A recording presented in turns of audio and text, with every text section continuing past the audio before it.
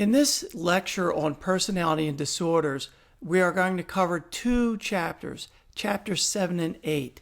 Chapter 7 is going to be on personality, motivation, and emotion, and chapter 8 is going to be on psychological disorders. You can see from the green boxes up on the screen, personality, motivation, attitude and behavior, and emotion are going to be the primary subtopics in this particular chapter. So let's get started with the topic of personality. In this chapter, we're going to cover 7 personality theories. The first one we begin with is Psychoanalytic Perspective. That is the Freudian perspective. Then we'll move on to the Humanistic Perspective, which includes Abraham Maslow and the hierarchy of needs. The Behavioristic Perspective, social cognitive, trait, biological, and situational approach versions. This type of way of dealing with personality theories rather than empirical findings from the area of personality is an approach that goes back to the 1960s. I find it to be less valuable than dealing with empirical processes because theories may have portions that are correct or incorrect, whereas if you just find empirical findings that are consistent in the research of personality, then you'll never be spending your time on any material that's not of great value. And the first theory that we cover, psychoanalytic perspective, is one such theory. To be clear, there is nothing of value about the psychoanalytic perspective in modern psychology. In fact, I question why it's even in your textbook. It's there, so we're going to have to cover it, and you should be at least generally informed about the material, but I would never recommend to anyone, a psychologist, a psychiatrist, or a medical doctor, to apply psychoanalytic theory to the understanding of human behavior. And the reason is, since around the 1950s, the psychoanalytic perspective has been completely wiped off the map in terms of scientific psychology. That is, it's been dead for 70 years. You still hear about Freud today, but there's different reasons, not reasons because there's any value for it in terms of psychology, but rather entertainment purposes, because Freud's theory focuses on sexual behavior. It's just an entertaining joke to talk about. So let's cover the basics of the psychoanalytic perspective and move on from there. Sigmund Freud was a medical doctor. He had no interest in human behavior in particular. In fact, he ran a neurological clinic. But while he was running his neurological clinic back in the 1890s, he noticed that some of his patients had odd symptomology that did not make sense with the anatomy he was aware of as a medical doctor. The problems that I'm talking about are things where people would go blind, despite the fact that they didn't seem to have a stroke or any kind of brain damage. They weren't exposed to an explosion. They didn't get glass shards in their eye or anything. In fact, through the course of investigating these things, by talking to these individuals, he seemed to get the idea that some individuals had gone blind sometime after an emotionally traumatic experience. Now, this is actually a type of disorder that still exists today, but one thing Freud was not aware of, in fact, nobody was really clearly aware of this until about the 1980s, and that is that the types of symptoms of psychological disorders that occur are very closely tied to the culture that you're in. And back in Vienna, Austria, where Freud was in the 1890s, this type of symptomology of a physical symptom coming from a psychological disorder was actually very common. As I mentioned, it still does exist today in North America, but at a very, very low rate. It's extremely uncommon to see these kinds of things. So things like hysterical blindness, as it was called, or loss of limb control, where a person would simply go to bed, and have full use of their arms and legs and wake up and one of their limbs just wouldn't operate any longer. And these were the kinds of symptoms that were drawing Freud in based on his interest. Now, in the 1890s, there is essentially no background to clinical psychology whatsoever. As a reminder to you, the field of psychology does not get started until 1879. So, we're a decade and some change just beyond the point where psychology got started. And most of the research back around that time was very basic scientific research. Very few people were actually interested in clinical work. In fact, you really could not do much with clinical work back at that time simply because there was nothing known about it. And clinical work is going to be some of the most complicated work. Basic research in that time period was looking at simple reaction times to simple stimuli. There was no basis for understanding a person in a culture and how a psychological disorder would occur. As a result, Freud largely just grasped at ideas. He came up with the idea that you could use free association to let a person just talk about the problems. He borrowed the idea of hypnosis from a colleague of his, but he continued to use it for the rest of his career.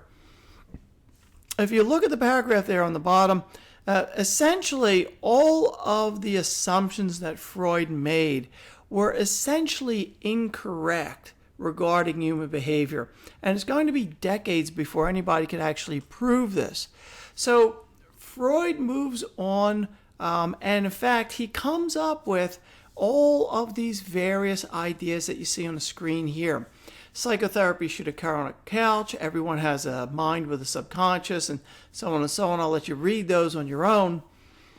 Every single thing up on the screen is incorrect, right? Not one thing up there has any particular value at the current time. And in fact, most of the evidence indicates that these things are not necessary or just flatly wrong.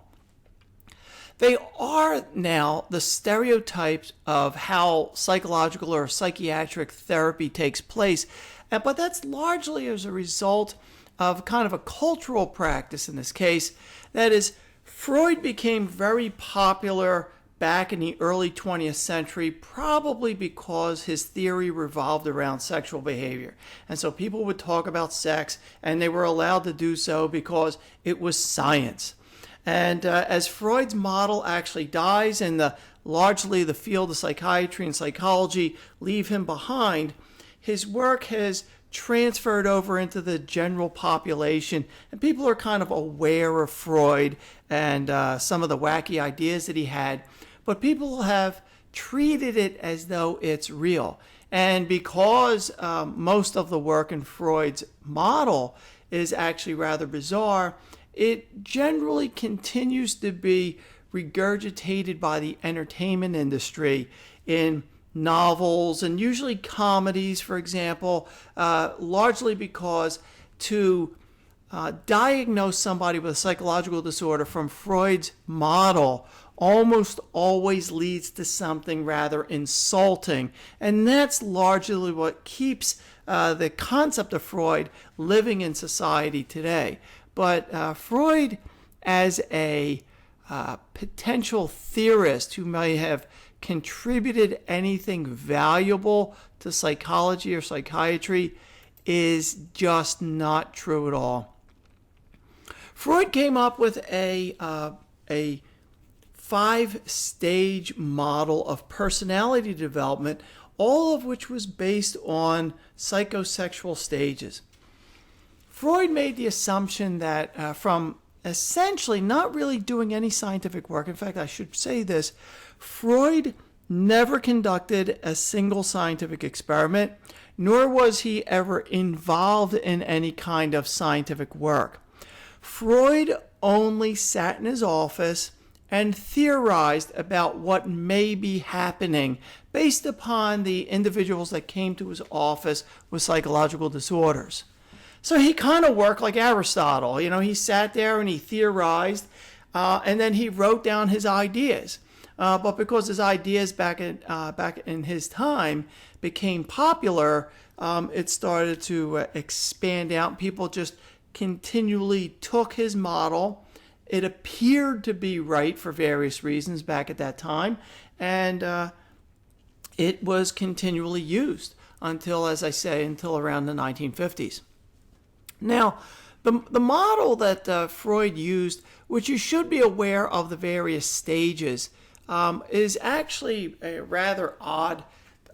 Freud made assumptions about the personality development of children, that it would always start by passing through a particular stage, and that stage itself could be overutilized or underutilized as you were traveling through that stage itself. If it's used to the proper amount, then you will pass on to the next stage and not incur any psychological disorder. However, if you underutilize or overutilize the stage while you're in it, you will then retain some characteristic of that stage, which will be suppressed by other psychological processes called defense mechanisms. And then by the time you're an adult, those defense mechanisms will weaken, and the disorder that you developed as a child will start to emanate and show itself. By the way, again, to be absolutely clear, nobody believes this today, or at least nobody with any kind of credible scientific background would actually apply ideas like this. So in Freud's model, the first stage was the oral stage, and the oral stage was all about breastfeeding.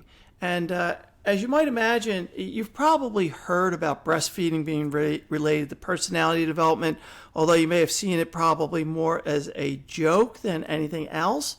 It is more of a joke today, but it was really part of Freud's model originally. The idea was, because a child has to breastfeed at an early age, and remember this is the 1890s, early 20th century, bottle feeding is not really very common. Most likely children are going to feed from their mother's breast, that the mom has to feed the child. Now, the assumption that Freud made was you could either underfeed your baby, which is of course possible, you just don't feed it, or overfeed your baby. This is all in the oral stage. But you can't really overfeed a baby. If you've ever had a baby or taken care of one, as I have as a father, you will see that when a baby is done eating, it's done eating. It will not hold a bottle's nipple in its mouth. It'll turn its head away. You cannot overfeed a baby. A baby won't eat if it's not hungry. But Freud clearly didn't have a lot of parenting skills related to his own infants, and so he made the assumption that you could underfeed or overfeed a baby. So if you had underfed a child during this time, you would be putting them in a position where they would underuse their mouth. Now, if that type of problem comes back to you in adulthood, then you would wind up with a psychological disorder of being something like not being assertive because you don't speak up. Okay, notice the metaphorical connection. That's exactly how Freud's working. That's a metaphorical connection. If you don't use your mouth and when you're in the oral stage as an infant because your mother doesn't breastfeed you, then you won't use your mouth as an adult, so you won't speak up for yourself. Or maybe you'll become anorexic. You won't eat enough. So that was another possibility. So if Freud saw somebody that was anorexic, he would automatically know, okay, that person has a psychological disorder from the oral stage. That's basically how the system would operate. If you overfeed a baby, right, on the opposite side, overutilize a stage, then that child will grow up and then become an individual that uses their mouth too much. So they will talk a lot, or they might smoke, right, or they'll overeat. So these are all extra uses of their mouth in this particular case, and smoking or overeating or talking too much, or, hey, look at me, I'm a professor at a college, I make my living by speaking, I must have been overfed as an infant, right? These are all things that are kind of related. And you might think, well, isn't that odd, right? Wouldn't you think that maybe kind of being a college professor is at least a reasonable career to choose? Why is it indicative of a psychological disorder? That's just the way Freud's system was. In fact, many things that you would think of as normal behavior or even good behavior in the 21st century were actually indicative of psychological disorders based in Freud's model. So the stages went through the oral stage, the anal stage where a child was being toilet trained, the phallic stage, latency stage, and the genital stage. And the last three stages all involve child masturbation. And we don't even have to bother going into these. Most of the time you don't even hear about them anymore, I think, to a great degree. Even individuals that are amused by this don't even want to talk about it, probably because times and culture have changed, and to talk about child masturbation as part of a psychological theory is excessively embarrassing for people, and even possibly sometimes running the gamut of legality. You have to be careful, all right? I think you got to be careful in a different way today than you did in Freud's time. One of the oddest things about Freud's model was the Oedipal complex. The Oedipal complex was all about modeled behavior. So, for example, today, in the 21st century, if you say a small child watched somebody use a vending machine and then the child was able to stick money in and pick a button and get a bag of potato chips out of it, you would just say, well, that's simple modeling. He watched somebody else do it and he copied it. Big deal. And essentially, really, right, yeah, I would agree with you. Big deal. This is not a very complicated thing. But back in Freud's time, there was a theoretical debate going on between people that were interested in Freudian psychoanalysis and another area of study, the behavioral psychologists, who were proposing that psychology had to be a very strict scientific methodology. And as a result, they got into this debate where Freud's group, right, psychoanalysts, would say things like this.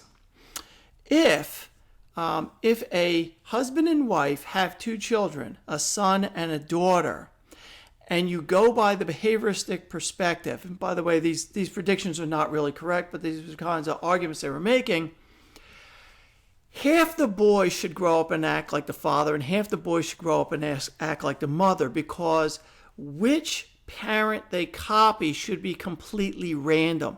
Not the fact that they're learning patterns of behavior, but which parent they tend to copy should be completely random. So that half of all boys should grow up and act like their dad, and half of all boys should grow up and act like their mother, and of course the same thing with the daughters. But because that's clearly not true, most boys grow up and act like their father or male figures, and women conversely grow up and act like women in their culture. Freud had a different explanation. Freud's explanation starts this way. Every little boy wants to have sex with his mother. Yes, I actually had to say that. Okay, and that's the basis of his assumption for the Oedipal complex. If every little boy wants to have sex with his mother, then what Freud assumed was he grows up and acts more and more like his father, who he knows is having sex with his mother. And so the boy acts more and more like his dad in hopes of eventually having sex with his own mother. There's an alternate complex called the Electra complex where the reverse holds true, but for females. Every little girl wants to have sex with her father, and because her mom has sex with the dad. The girl just keeps acting like the mother more and more until eventually, as an adult, she just acts like a woman. But the only reason she acted like a woman the whole time was because she was trying to get her father in bed. Glad you heard this. This is why I tell you these models have no value today. Nobody takes them seriously. They exist in literature, in comedies. In fact, they exist in Dr. Phil online. But they are oftentimes kind of repackaged in a different way. So the term edible complex is kind of eliminated. But you'll hear things like on talk shows, every guy wants to grow up and marry a woman like his mom. And where did anybody get an idea like that from? Well, that's just the edible complex repackaged for a more modern audience. So you take out the term edible complex so you don't have this direct connection back to Freud, but you throw in the whole disgust story where these guys, like, if usually on a talk show there's some woman complaining that her man won't act right and he just wants to be babied. In fact, he wants to be babied the way his mother used to baby him. So what she's really doing is denigrating her boyfriend on this talk show. And then to add to it, usually a female host on the program like Oprah will add to it and say, well, psychological theories say all guys want to grow up and then marry a woman like their mother, somebody who used to take care of them. So they eliminate the explicit aspect of sex, but they just talk about how the mom took care of the kid and now he wants to marry somebody that's just like her. It's the repackaged edible complex. But, you don't expect science or reality on talk shows anyway. All of that stuff is just a load of garbage. So let's just keep on moving on here and talk about some of the defense mechanisms. I mentioned defense mechanisms a little bit earlier, and there is a long list of defense mechanisms that Freud had. There's 3 of them, though, that I have selectively placed on the screen because you may have some familiarity with them because they are used very frequently in society. Repression. The idea of a repressed memory, that something traumatic happens to you and then you eliminate it from your memory and then you don't even know that it ever happened. That does not occur. There's no evidence for that kind of thing. That is an old Freudian idea. It adds to a lot of drama, but it doesn't exist. Now, there are people that will think that it exists mainly because there are things that look like repressed memories. For example, if I said to you, what did you do last Christmas? And you're like, yeah, I can't remember. And then, a week later, you do remember the details of what you had done on Christmas. Somebody will say, oh, look, you had a repressed memory. Something must bad happen that day. And you're still repressing that. It sort of looks like Freud's repressed memory. But that kind of idea is really just much more easily explained by basic memory models that we haven't talked about in these lectures yet. So I'll leave it at that. But a scientific understanding of memory is a much better way to explain these kinds of aspects of forgetting and then remembering rather than saying there's some sort of active repression process, which there does not appear to be any evidence for. Regression.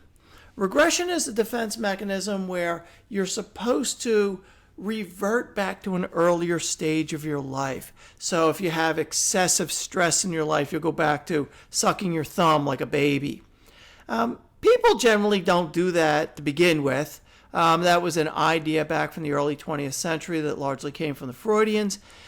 But you don't see that as a clinical aspect today.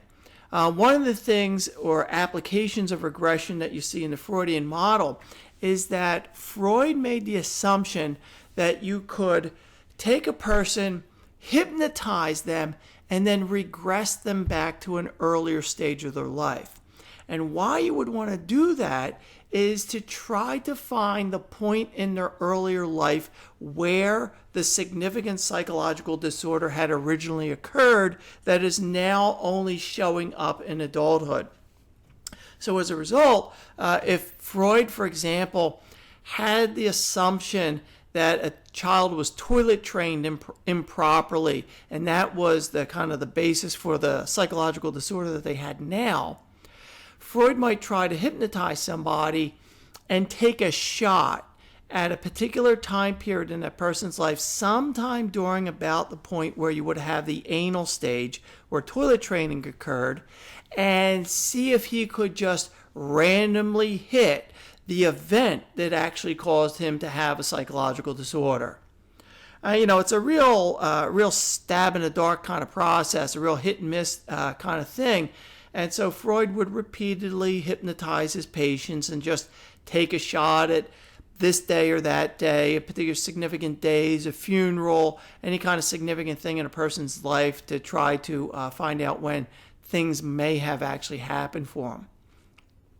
The last one is projection. Projection is a defense mechanism where you take your own feelings and you project them onto somebody else. And you do hear people say projection today as though it's a thing. In fact, the terms repression, regression, or projection, which people use in everyday language today, really are a direct result of the Freudian model being so popular in the early 20th century that these terms have made it into our language and are still floating around, even though people may not mean specifically exactly what Freud meant. They have an idea of something that's somewhat similar to it. Now, that's largely the story with Freud. We're going to move on to a neo-Freudian, a fellow named Erik Erikson.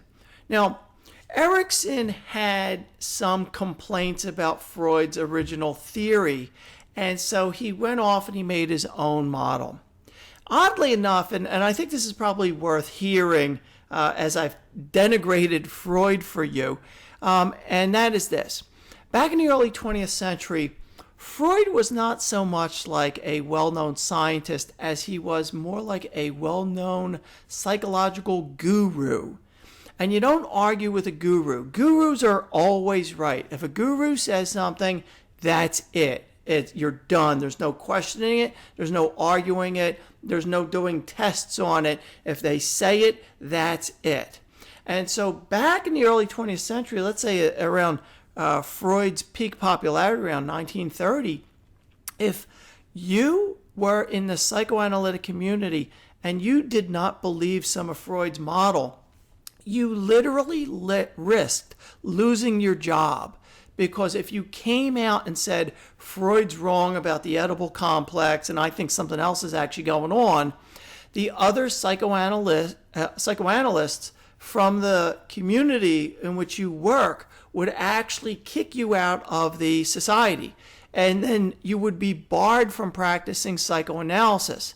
But you've already gone to medical school and you've done all this training in psychoanalysis. You have to protect your career. So as a result, you can't just go off and, lose your entire career after all that effort. So mostly people just shut up. Even though they didn't believe everything that Freud said, you were not publicly allowed to go against what he said, and so people just let it slide. But as you'll see in these lectures, actually in the next chapter, by the time Freud dies, all hell breaks loose with the complaints about Freud's work, as you might imagine, because Freud can't do anything anymore. He's dead. But this is what happens with Erikson. Erikson argues against Freud and essentially has to start his own area of psychoanalysis. And in fact, he develops, you see here, these 8 stages of development, which are different than Freud's 5 stages of psychosexual development. Now, Erik Erikson is a Freudian at heart. Most of the work that he does follows a Freudian method. So I ask you, do you think that these 8 stages of development are of any value? Well, if you said no, you'll be absolutely correct. These 8 stages are not even worth looking at, okay? There's nothing here of any value. There's no use in understanding this except that you might see questions on it when you take your behavioral science review of the MCAT. Why is it in the material? Why are we spending our time on dead theories? I don't know. But since the first manual of the MCAT Behavioral Science Review, Freud and Erikson and a variety of other dead models that have been replaced by better scientific ones have actually resided in the manual itself. So it is what it is, right? This is a material that you have to learn. I would not be overly concerned about the details of these models because, as I said, they have no particular value. If you're going to become a pediatrician, God, please don't apply these 8 stages to any child you work with, or you'll wind up being sued for being incompetent. Okay, that's something I'm promising you. You should have an idea of what they mean. I'm going to leave it to you to look at the very brief description of these things in the manual itself.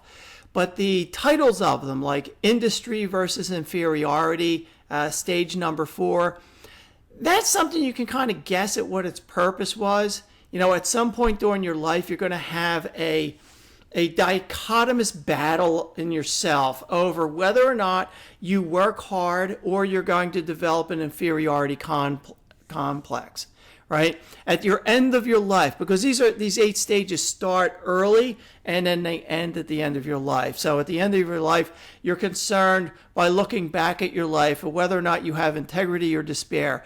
Did you live a good life so you had integrity, or are you going to despair and be sad right up to your death because you wasted your life?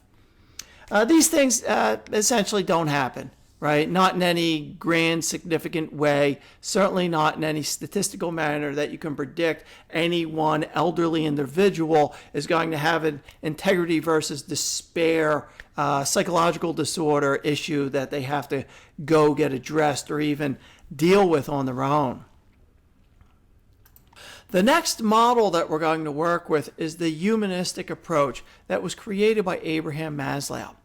Now, the Abraham Maslow creates this hierarchy of needs, and you very likely have heard of the hierarchy of needs. The hierarchy of needs is as valuable as Freud's model. Okay? Even though the hierarchy of needs somehow looks a little bit more sciencey, the idea that it may actually have some value kind of like, floats around this idea, but it doesn't. There's absolutely no value to this, and let me explain why that's the case.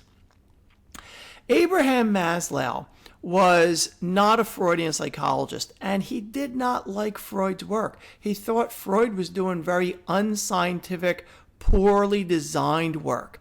And so Maslow, specifically for that reason, decided to create his own personality theory to counter Freud's. Okay? Now, I'm going to repeat this. Maslow hates Freud's work, and that's the only reason he creates this model. Now, that's a shitty reason to create a personality theory, right? Out of spite, just to undermine your enemy. But that's exactly what you've got here.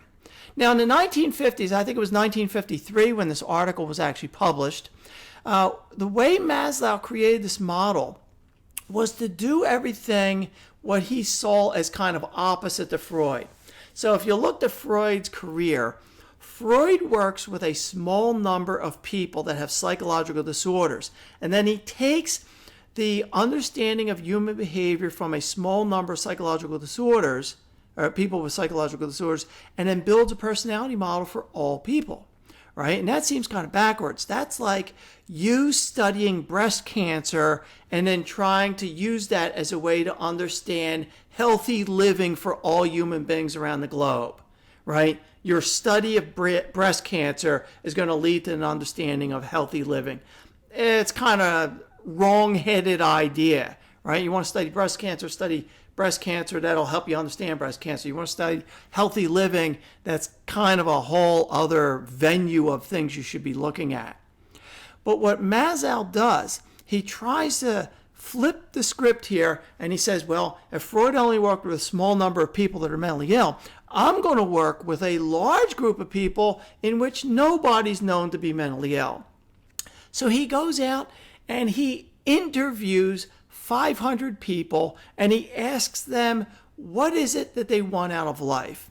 That's essentially what it comes down to, without worrying about the details. And he compiles the information from this single survey. And surveys, by the way, are not really great forms of experimental research. Surveys are very loosey-goosey. People's opinions can change day to day. So surveys are really not a great source of information to create a personality theory or much else. But what he does is he takes all the information from the surveys, he compiles it, and then what he finds is that most people, when push comes to shove, when they lose everything else, the thing that they're most concerned with is their health, their medical health, which he has down there on the bottom of the pyramid as physiological needs. And in fact, if you take a look, notice that this triangle is split horizontally into a variety of sections. This pyramid is nothing more than a cutesy histogram that has been flipped on its side, right?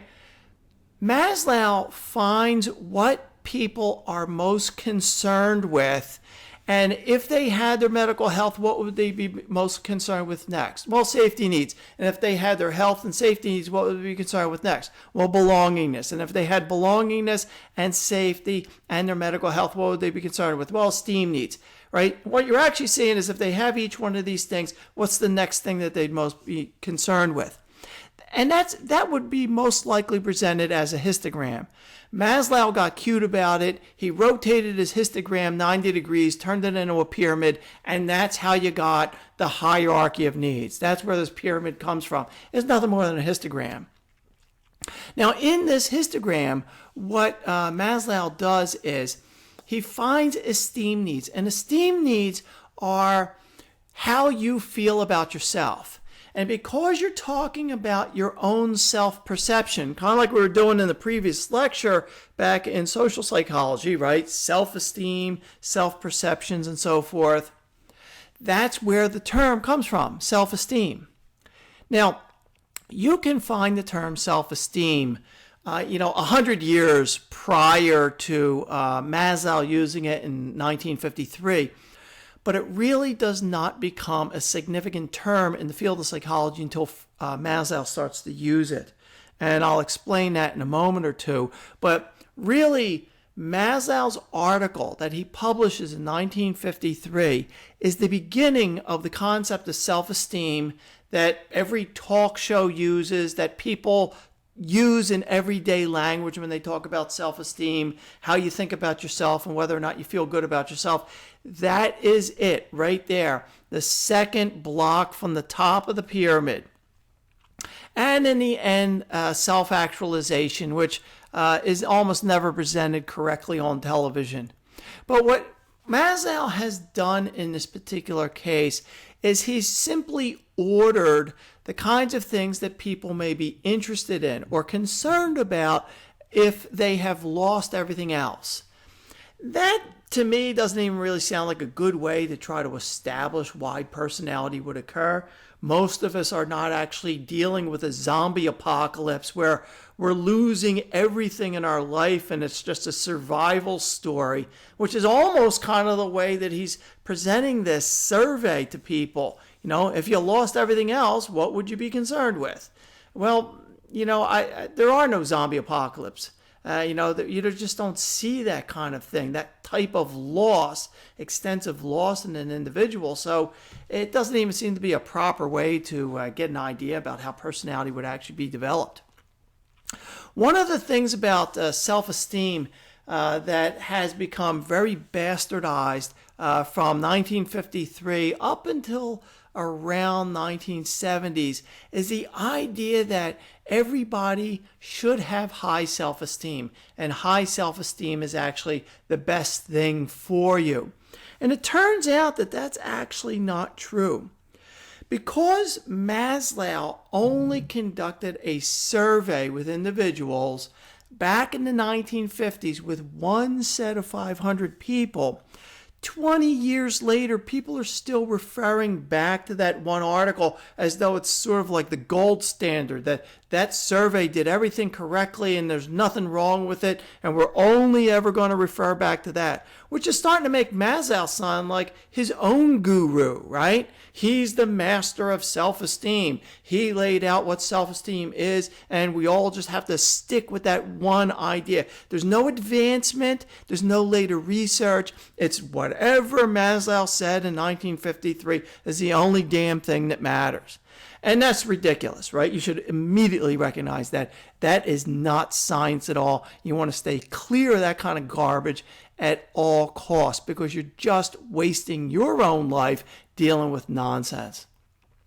But by the 70s, the idea that self-esteem was so important to psychological development became very popularized on talk shows like Dick Cavett program and a variety of other programs that you wouldn't even recognize probably because you weren't alive at that time for most of you. But talk shows like today, back then they would bring on some popular psychologist like a Dr. Phil type, and they would talk about psychology, and they would always use these popular beliefs about self-esteem and how important it was. And that's what largely led to the popularity of this idea.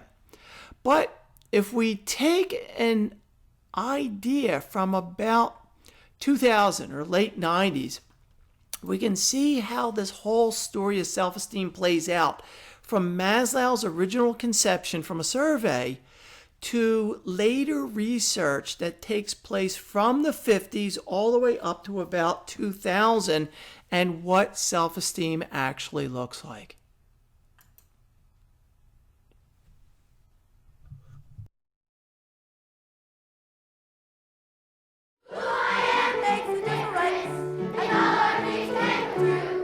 Things are different in classrooms these days. Now when kids sing about heroes, they're not thinking about Abe Lincoln. They're singing about themselves. Can you tell us what a warm fuzzy is? Time once spent on reading and writing now goes to things like giving warm fuzzies, also known as compliments. I like your hair. Me too. Just one of many activities designed to make kids feel special. I'm one of a kind. If not conceited. Today I'm selling a super duper fabulous fantastic thing. Me! It's called the self-esteem movement. I have a lot of talent. It's based on the premise that since successful people seem to have high self-esteem, then if we teach self-esteem, we'll get successful people. That would be reasonable I'm happy to be me. if it worked. But even after doing this for more than 20 years, We are happy. You are you. no one's been able to prove that it does work. And they've tried.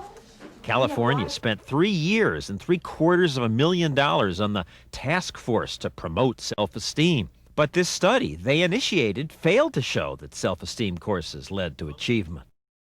Perhaps the most unexpected bad news about the self-esteem movement is that some experts say it may actually be dangerous. For years we've been told that kids in trouble suffer from low self-esteem. It's a concept used to try to make sense of the horrible school shooting sprees of the past year. But new research suggests the self-esteem advocates have it backwards. Violence may be the result of artificially high self-esteem. People who have this inflated, grandiose view of themselves, when other people criticize them, they're likely to lash out and become angry and aggressive. Psychology professors Brad Bushman and Roy Baumeister did research on over 1,000 undergraduates and found that people who thought they were superior or who had inflated views of themselves were more aggressive. We asked them to show us the study. Bushman and Baumeister gave students a standardized questionnaire that asked true or false questions like, If I ruled the world, it would be a better place. This man scored in the 98th percentile. He has a very high opinion of himself. Then each student was asked to write a short essay and told an unidentified partner would judge it. This envelope contains your essay. In truth, there were no partners, but students like him were told, "This is the worst essay I've ever seen." Next, they were given a chance to torture the phantom partner who'd criticized them. They were told if they could press a button faster than their opponent, they could blast them with noise. It turned out that students like this man, the students with inflated self-esteem, were 3 times more aggressive, much more likely to try to blast the other guy's eardrum. Conceited people get nasty when you burst their bubble of self-love. Consider violent prisoners. Conventional wisdom says convicts have low self-esteem, and maybe they're violent because they don't like themselves. But we went to this prison and gave 65 criminals the self-esteem test.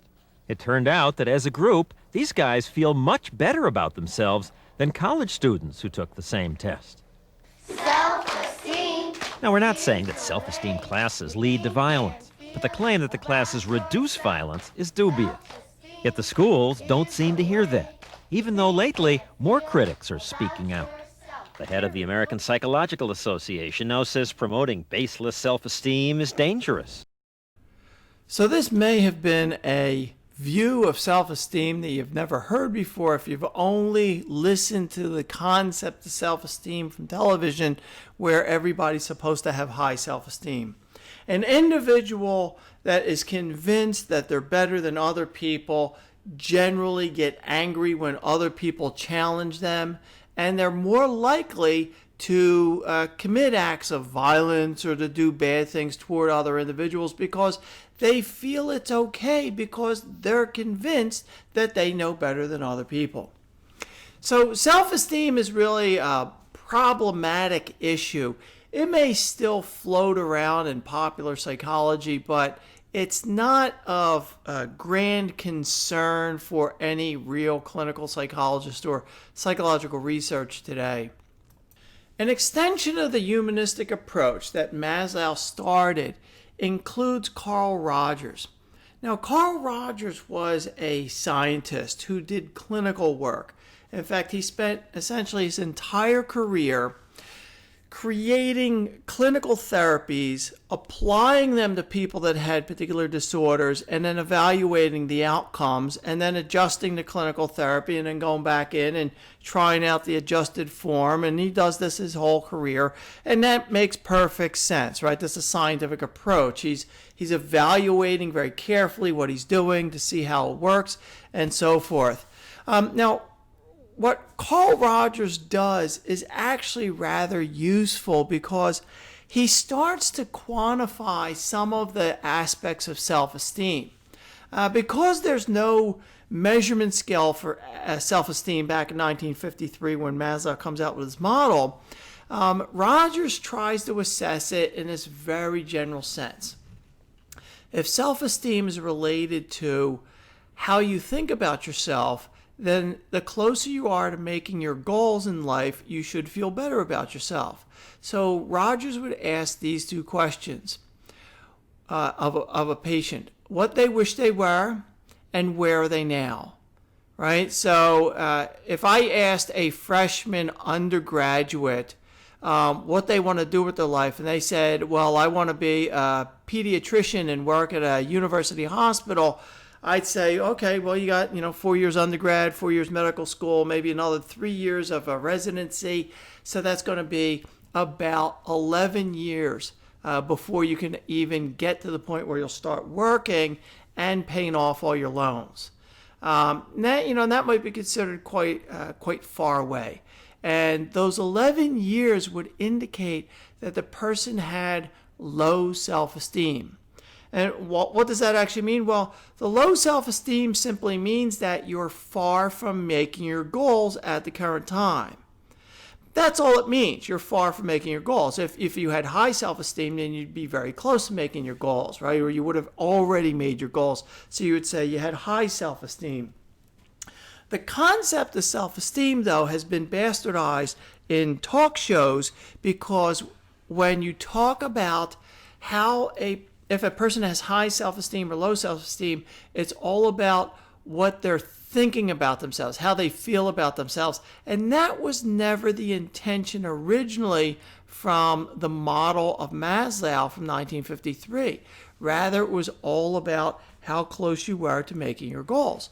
And as a result, Rogers' attempt in this process to quantify self-esteem somewhat was actually a little bit useful, because his careful measurements of how people thought about themselves, what they would say regarding how close they were to making their goals, led in later research to scales for self-esteem that you could actually assess. So that if you had a definition of self-esteem that was scientific in nature, so it was something you could observe in an objective sense, scales of self-esteem would actually derive out of those. And that was in part largely due to the work of Rogers over the course of his career.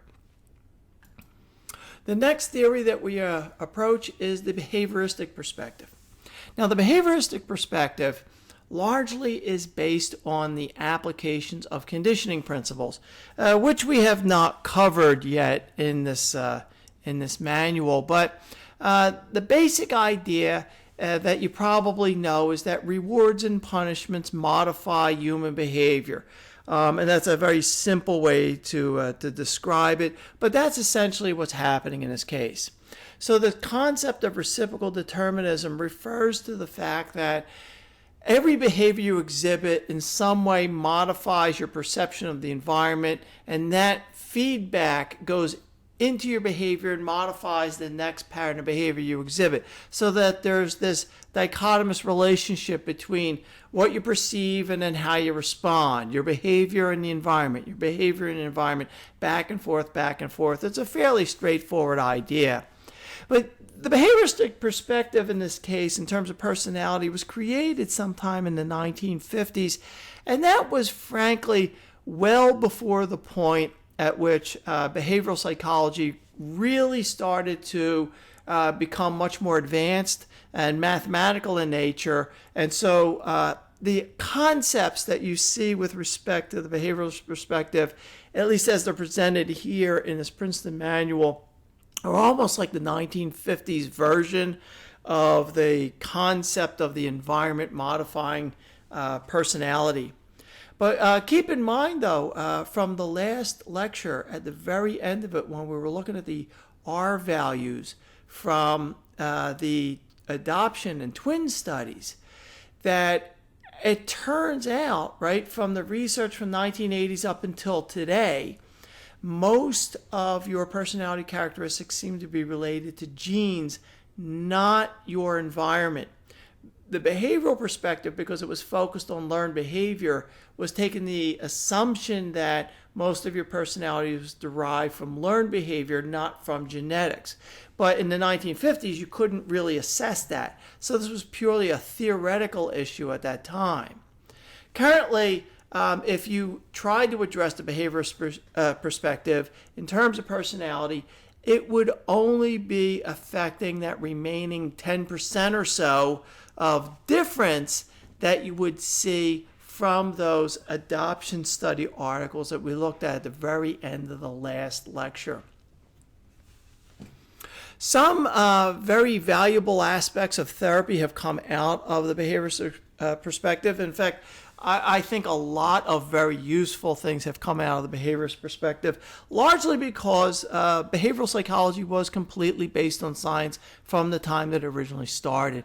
It's essentially applied conditioning, and conditioning is essentially a basic operation of your nervous system. So if you understand how these learned relations operate, you can use them for the benefit of the individual that may have a problem.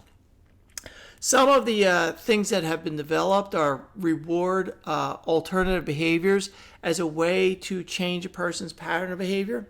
So, for example, if a person is having trouble studying, for example, and they tend to get distracted by all the things on the internet that they could be looking at when they should be studying biochemistry, there are alternative patterns of behavior that you can reward that move the person in the right direction. You always move the person in small steps that they can actually accomplish, so that way they can obtain a reward, and keep going like that, step by step, small and small steps, as long as they can actually make it. Systematic desensitization is actually a somewhat similar one, but in this case, you're generally focused on emotional behavior. So, for example, if a person has a fear of spiders, and they get into a room and they would have a massive panic attack because they're so afraid of spiders, what you can do is have the person relax. Okay, and you're going to see some blending here with the relaxation training in the next bullet point, but you have the person sit in a quiet room, relax, there's no spiders around, and when they are relaxed, then you have them start doing some visualization practice. Imagine if they knew that there was a spider in the building. How would they feel? And if they say they feel okay, then you say, okay, the spider has come up the steps. How do you feel? Well, I'm starting to feel anxious. Okay, back it up a little bit. Imagine the spider's all the way at the bottom of the steps, not really moving toward you. Okay, and you go in tiny, tiny steps like this, so the person visualizes the spider getting closer and closer to the individual. As they are able to manage a calm state during these visualizations, you can then move on to bringing an actual spider into the room and follow through a systematic step-by-step process. You always see that in behavior therapy. That is very much an aspect of applied conditioning. Move in small increments so that the person can make success, be rewarded, and then move on to the next small step afterward. You don't want to take large steps where they fail, because then you're undermining therapy.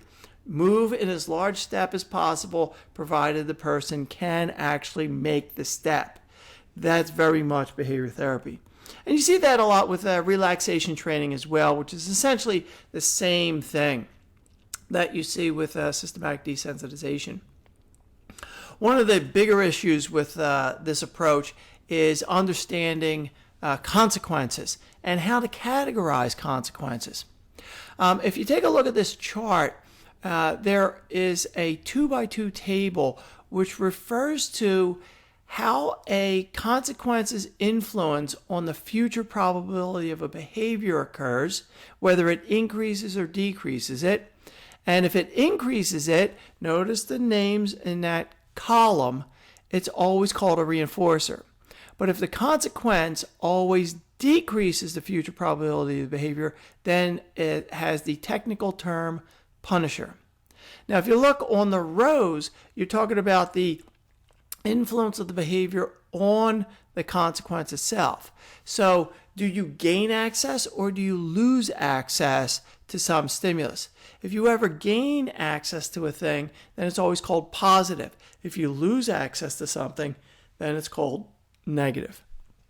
So that forms the four and only possible combinations of consequences that you can have.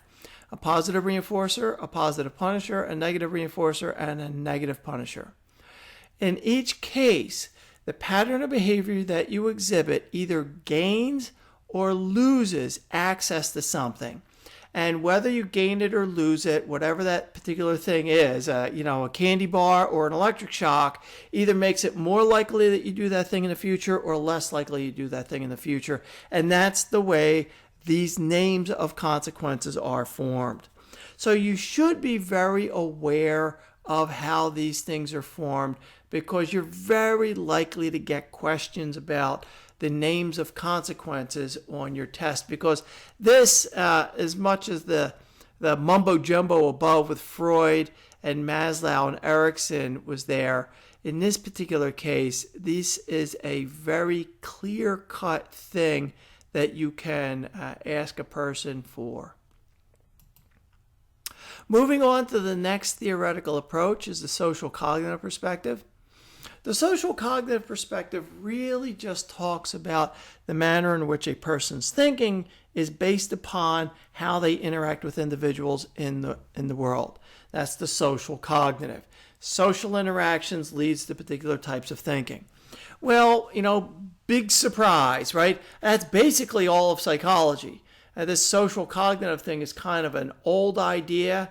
It's in and of itself, it's kind of incorporated into darn near everything in psychology at this point. So as a theoretical approach for personality, it doesn't really seem to be of anything of great substance. It's, the idea is correct that the way you think is influenced by the way you interact with other people. But the fact that you got to point that out and call it a theoretical approach seems unnecessary because everybody's just aware of such things now. So you see, here a couple of examples of this. Observational learning, like we were talking about, even with Freud. Why does somebody act the way they do, or can you watch somebody else and learn a pattern of behavior? Observational learning is a pretty straightforward thing. The idea of mental activity is really kind of a questionable thing with respect to this social cognitive perspective. Mental activity is not publicly observable, right? Because thoughts in your head cannot be seen, and reading electrical activity off a person's head does not, in any kind of technology that exists today, actually guarantee that a person's thinking one thing or another.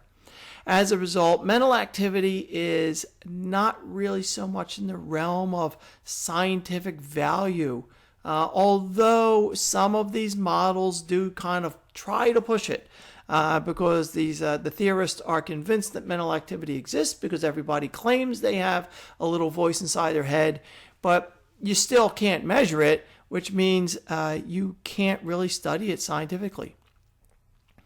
Social cognitive perspective creates the cognitive behavioral therapy. So this is really kind of a variation of behavior therapy that we saw on the previous slide.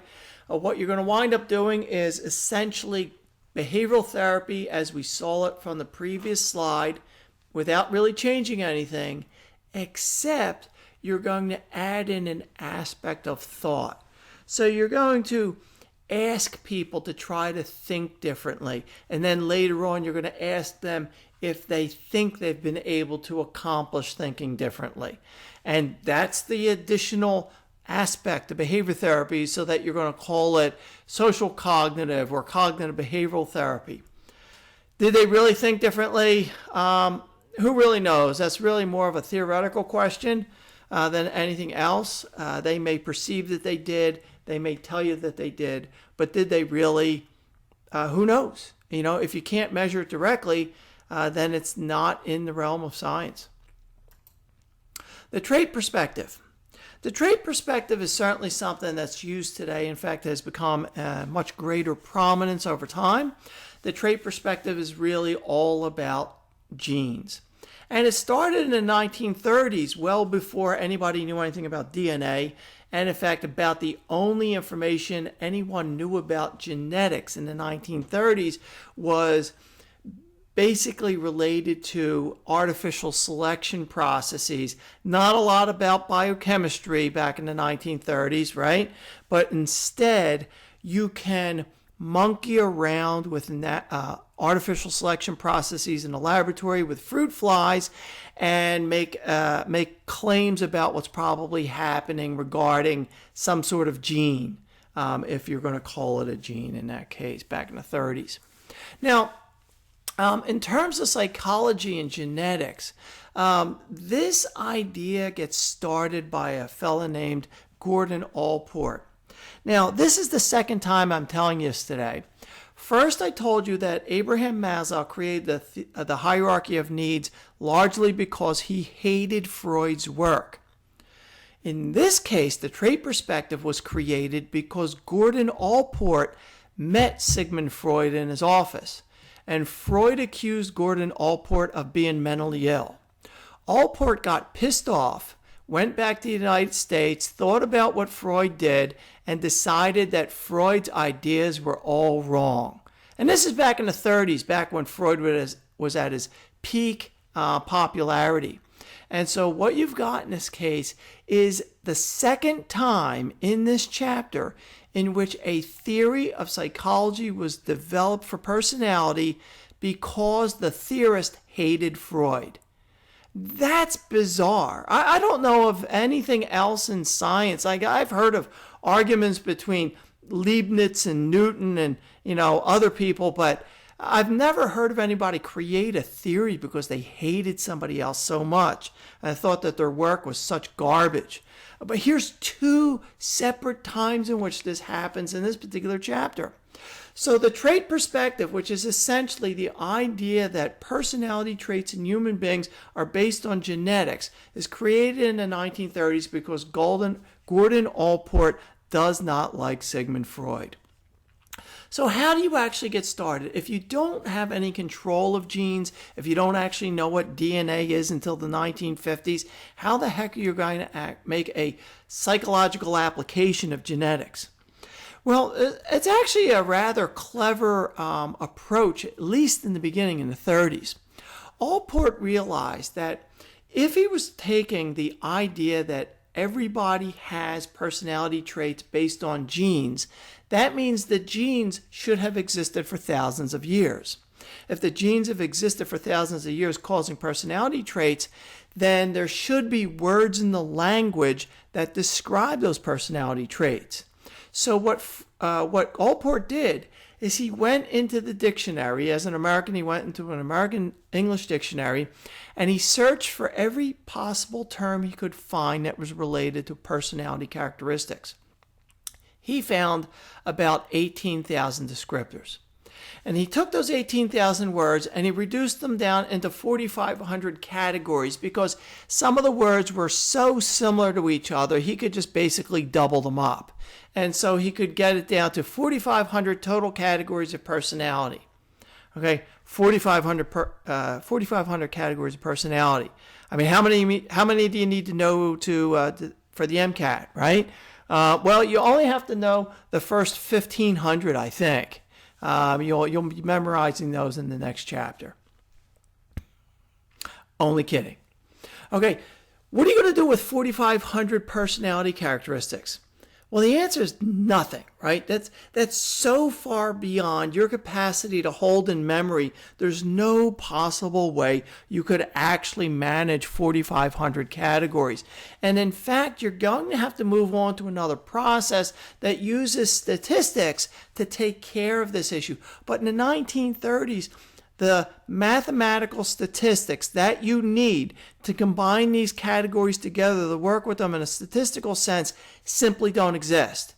In fact, they're not going to be developed until mathematicians do work in terms of logistics for World War II.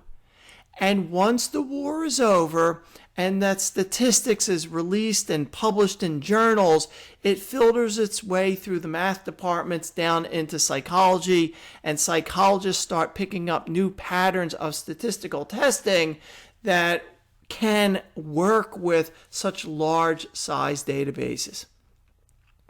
Over time, without going into any of those historical details here, what we eventually have today, by around the late 80s, is the idea that there seems to be about 5 personality characteristics universally for human beings all around the globe, regardless of culture. Okay? So be aware that the big 5 personality characteristics that are kind of been described through a statistical method that came off of Allport's original work suggests that there are 5 general categories of personality. That 5 is really just a statistical estimate.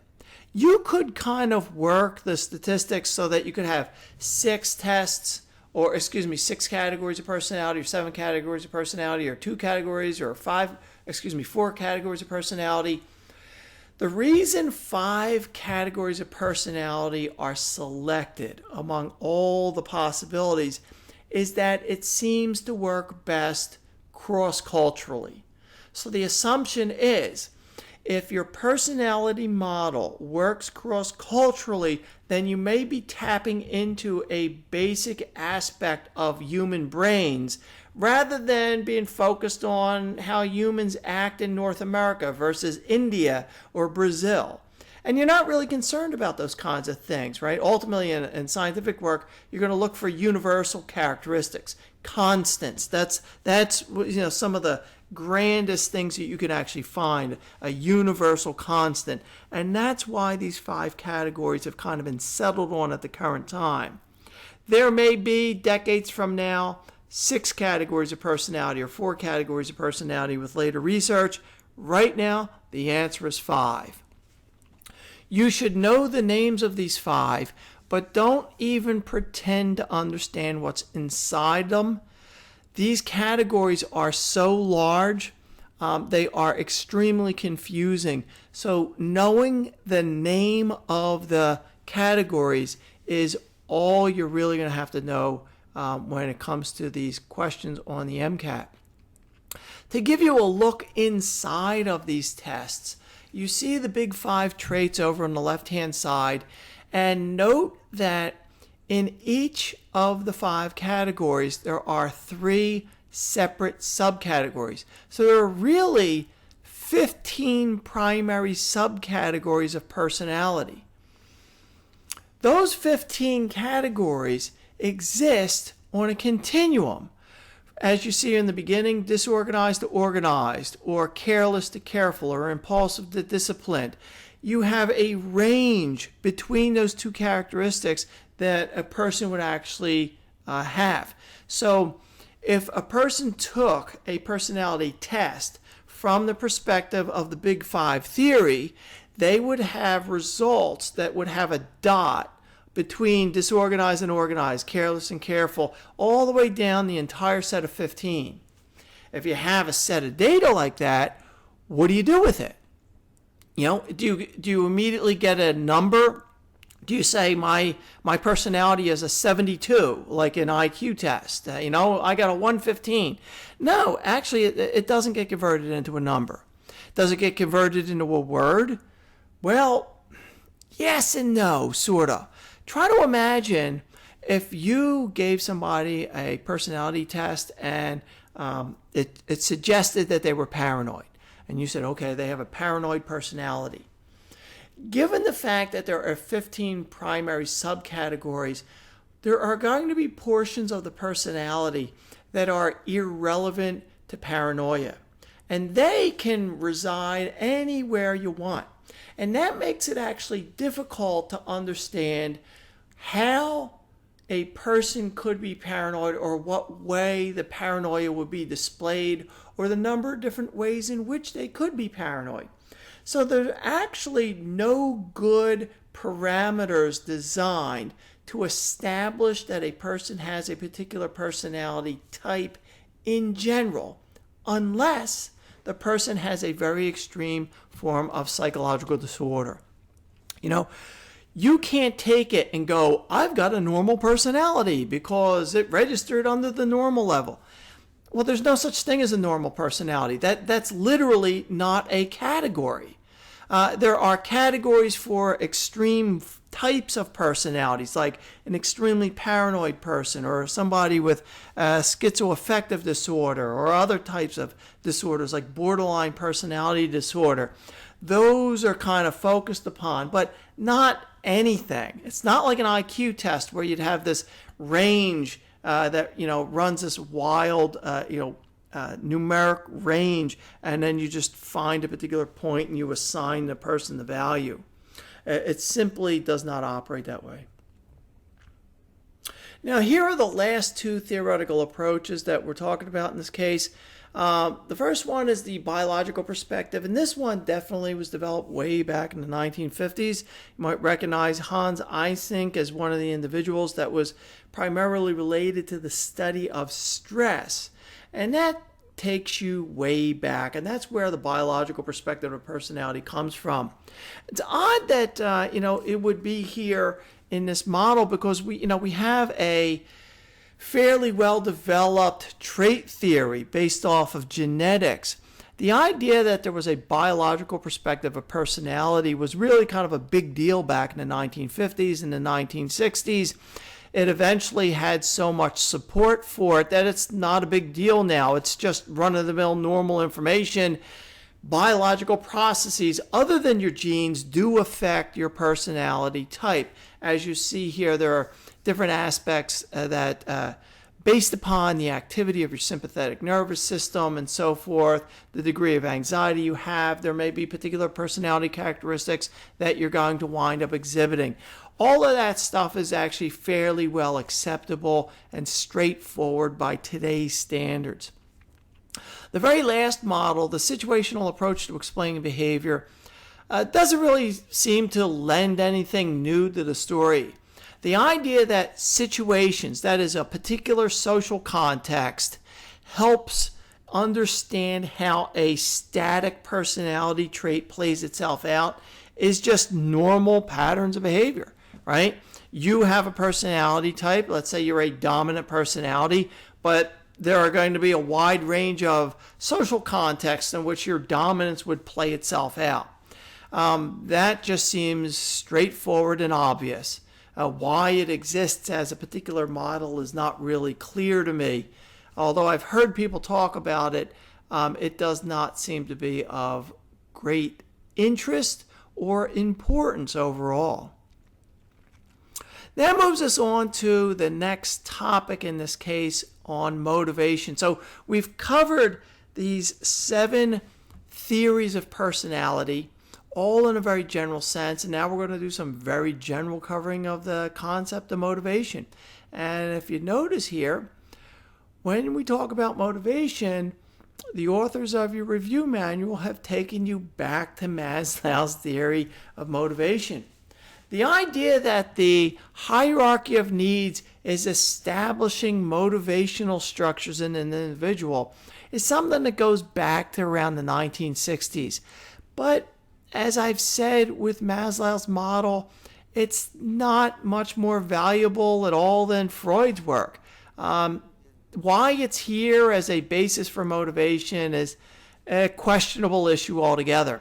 I think in terms of just preparing for the MCAT, being practical in this sense, you should be aware that the manual said motivation is in part derived by Maslow's hierarchy of needs, and that there's instincts, drives, arousal, and needs that all have to be understood. And that's about it. You know, I mean, these are really general statements. If you really wanted to actually understand motivation, motivation is an extremely difficult area to work with. In fact, very few even general psychology textbooks have chapters on motivation because it's overly complicated. Why somebody becomes motivated to exhibit a certain pattern of social behavior becomes a very complex topic very quickly. You know, why you eat is because you're hungry, and a lot of the physiology behind that is understood. Why you remove your hand from a hot stove is mostly based on physiology, and a lot of that stuff is understood. Why did you decide that you want to become a medical doctor and put up with this class and night studying and all the extra work you do when you could be watching Netflix? I don't know. All right, I don't know. I couldn't guess at it immediately. And frankly, an issue like that is rather complicated and not very well understood. The fact that your manual here is using Maslow's hierarchy of needs is really almost like it was pulled out of a 1970s general psychology textbook. Accept it. Know what you need to know to get through your test, because that's primarily the thing that you need to do. But don't be overly concerned about what's actually stated here, because all of this work on the slide here is really just very, very general information. Some of the things on this slide as well are just kind of categorized slightly differently. Some of the aspects of motivation are based on physiological processes like temperature regulation of your body and why you would seek out a warm area or a cold area, and sociocultural factors that regulate motivation. And this is probably a little bit more recent research, the idea that people who are depressed often tend to favor sweet and starchy foods. And it turns out that there is some indication that people literally are medicating themselves, to say it in a very general sense. A depressed person may eat more starchy foods or carbohydrates and sweets because it increases the amount of serotonin at the synapses, and thereby they tend to feel a little bit less depressed. And, a lot of people will attest to eating chocolate when they feel down, and they may feel a little bit better afterward. You may just call it a sweet treat, something to make yourself feel better, but there may really be an underlying physiological basis for it, or in this case, really a neuropharmacological basis for it. But that's worth knowing. That's something that's more related to modern science rather than these general concepts of motivation and instincts that have to be satisfied. That almost sounds like Darwin speaking, and we haven't reached, the 21st century yet. Now, this is going to move us on to a completely new topic, the topic of attitudes and behaviors. We did talk about attitudes in the first lecture. I told you about the ABCs of attitudes: affect, behavior, and cognition. And here they go. Here's where you actually cover them. Attitudes are a technical term in psychology. Attitudes refer to a tendency to respond in a particular way. That's all it means. An attitude doesn't necessarily mean anything regarding an internal state or a thought pattern. It simply refers to the natural tendency to respond in a particular way. And your tendency to respond is primarily influenced by three things: your emotional state, that's your affect; the behavioral tendencies that you've already learned to exhibit based on reward and punishment systems in your environment over the course of your life, that's your behavioral tendencies; and then cognition, literally the thoughts you have.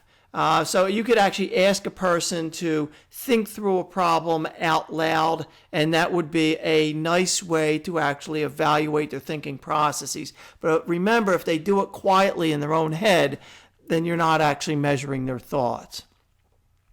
So there's a concept in attitudes called the primacy of cognition hypothesis, which was originally the idea back in the 1950s, 1960s, that a person always thinks and makes a decision, then behaves. And that's always the case in which it works. That was the assumption. But it turned out that that was actually not the case. If you take a person and give them a task to perform, and you make them do it over and over and over again, you can cause them to have a particular opinion about that pattern of behavior. So it's not an issue of how they think about the pattern of behavior initially, but rather by getting them to engage in the pattern of behavior for a repeated period of time, a lengthy period of time, you can make them have a particular thought about the pattern of behavior. And that's what the primacy of cognition hypothesis is about. Really, the primacy of cognition hypothesis is something that's incorrect, right? And this is really, it's the original idea that people always think before they do was the original assumption, but nobody called it a primacy of cognition because everybody had that idea. And when it was found that behavior that occurs may cause you to think a certain way, that's when researchers realized that everybody assumed that cognition was primary. And so they talked about the primacy of cognition hypothesis and that it's wrong, right? People do not always think first and then do. Sometimes they just have to do something because of the conditions they're in, and then later on form an opinion about it. Now, attitudes are influence a lot of parts of your life. When you take a look at the things you see here, a process by which attitudes influence behavior, when social influences are reduced, when general patterns of behavior are observed, when specific attitudes are considered, when attitudes are made more powerful through self-reflection. These are all things in which attitudes influence patterns of behavior. So by establishing a pattern of, or establishing an attitude about a particular pattern, you will more readily establish an opinion about that behavior because of the pre-existing attitude. Now, in cases where the behavior will influence the attitude, this is the reverse scenario, the one that people later on found out actually existed, are cases like role-playing. If you're asked in an experiment to play the role of a certain individual, you will begin to develop an attitude about the individual that you're playing the role with. You can't sometimes hear actors, if you ever watch kind of a detailed interview with an actor, maybe a professional Hollywood actor, and they talk about a persona that they take on for a movie, they begin to develop a lot of thoughts about that person and how they would behave in different scenarios. That's a lot of the role playing. You know, the writers write a script, they give it to the actor develops a whole system of thinking about that particular character and then play it through in that way. And they start to develop attitudes about that hypothetical individual that they play. Declaring things publicly. You know, if you say you're going to do something publicly, that sometimes leads people to get kind of locked into a pattern of behavior. So they get stuck doing something and then they wind up changing their attitude about what they did later on. Or even justification of effort. Why somebody exhibits quite a bit of effort about something. It's the behavior they exhibit first and then later on justify why they actually did what they did. One of the aspects about attitudes that's also very important that you probably have come across one place or another is related to cognitive dissonance. Cognitive dissonance is a fairly simple topic, although it will show up on talk shows and you'll hear it in popular psychology descriptions, but it frequently is actually presented incorrectly. Cognitive dissonance is this. A fellow named Leon Festinger came up with the idea in the 1950s that if a person says one thing but does something different, they may feel uncomfortable. So that way, you know, if I say stealing's always wrong, but inside my house I've got all kinds of pads of paper and pencils and a laptop and other kinds of things that I've stolen from the office. And I recognize that I've stolen all these things, but I always say stealing's bad. I should have dissonance.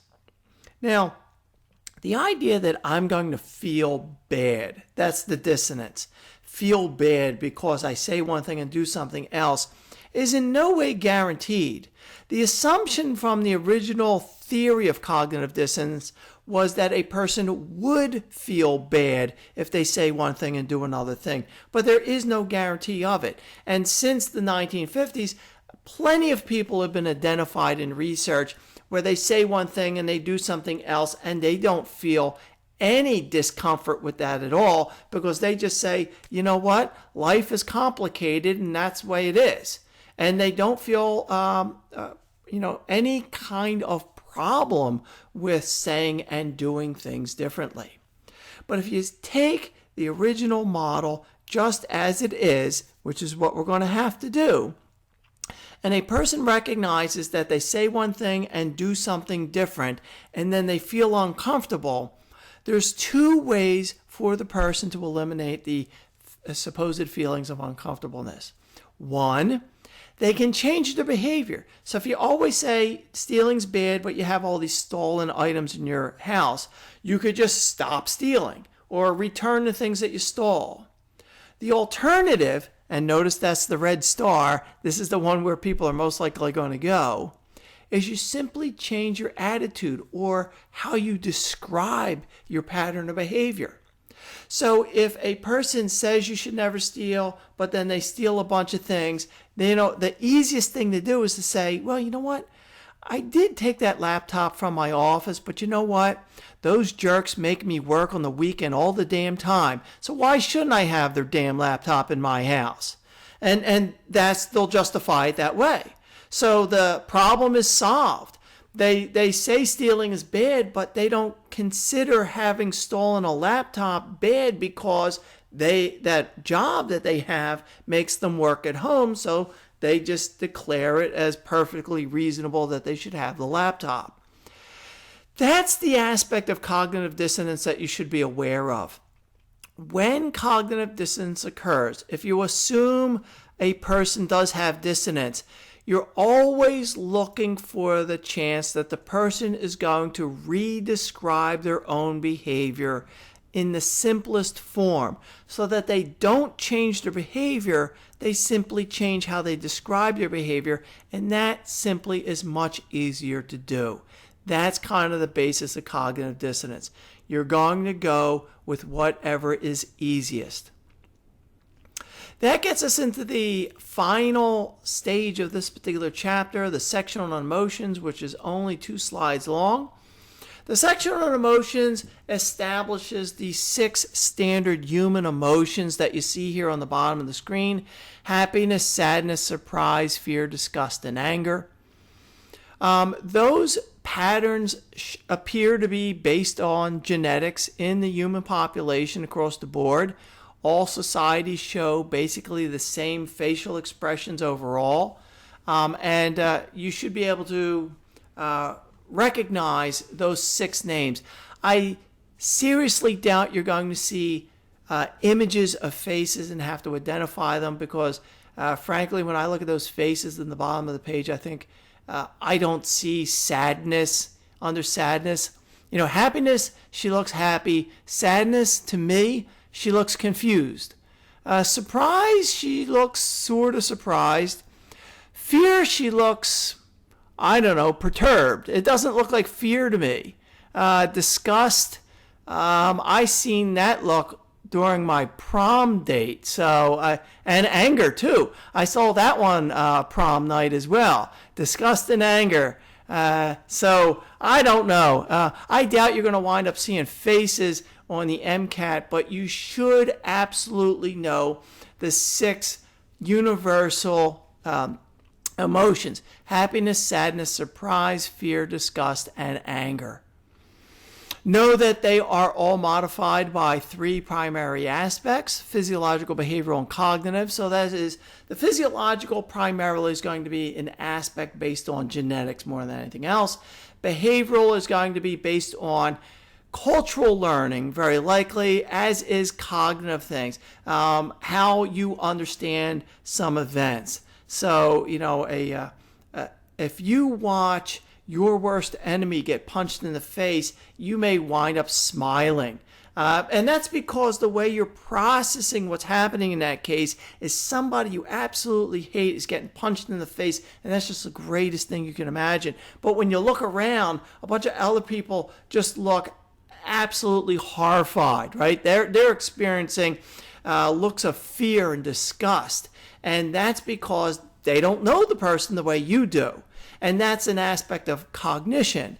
Your particular perception of that individual is very important to how you're going to process your emotion. In the very last slide here, you are once again sadly given information of very little value. There are 3 primary theories of emotion that are still mentioned today, although nobody really takes them all that seriously. The James Lange theory and the Cannon-Bard theory were both created in the 1890s, early 20th century, I think around 1905. I don't think anything from the 1890s or 1905 is still relevant in any area of science, whether it's physics or biology or psychology today. the problem with these theories, or why they're, what I should say is why they're still talked about, is that emotions is a very complicated topic. And these are early theories that were used as an attempt to understand emotions, but they all have significant problems with them. The very last theory on the bottom, the Schachter-Singer theory, actually was created in the 1980s. So that's the most recent one, but it also has significant problems with it as well. There's no way to combine these theories together to kind of eliminate the problems that exist. So what you should really do in a practical sense to answer questions on the MCAT is just to recognize that in the James Lange theory, the assumption is emotion is established through a physiological response, like you see this bear in the woods, and then you become immediately afraid and you run away. And that leads to a thought of fear. So you see the bear induces a physiological response of adrenaline release, okay? But we're not labeling the adrenaline release as good or bad. You run away from the bear. So when you have a lot of adrenaline and you run away from a thing, your cognition is bear bad. Bear might eat me. That's a bad thing. In the Cannon-Bard theory, the idea is, again, you have this physiological response. So you see the bear in the woods and then you get filled with adrenaline. But then you label it and say, ooh, that's a hungry bear. He's going to kill me. And then you run away. And that's the process there, right? So again, you have this immediate adrenaline rush, but you label it immediately. Then the adrenaline rush plus the label leads to you running away. In both the James Lange and the Cannon-Bard theory, you run away from the bear, but you're quibbling over exactly whether or not you run away first and then decide it's a bad bear, or whether or not you decide it's a bad bear and then run away. In the Schachter-Singer theory, you have a physiological response, which is just going to be this release of adrenaline from seeing the bear, and that itself is going to establish a cognition. But that doesn't do a very good job in establishing adrenaline from happiness or sadness. Or, like if you saw that bear and then you find out it's a man inside of a bear costume and it was a trick, it was your best friend who dressed up like a bear out in the woods. Thank God you don't have a shotgun, right? And your friend scared you. He pulls off the head and you have a laugh. You don't think of it as a bad bear anymore, and that's kind of the way the Schachter-Singer theory fails in this case.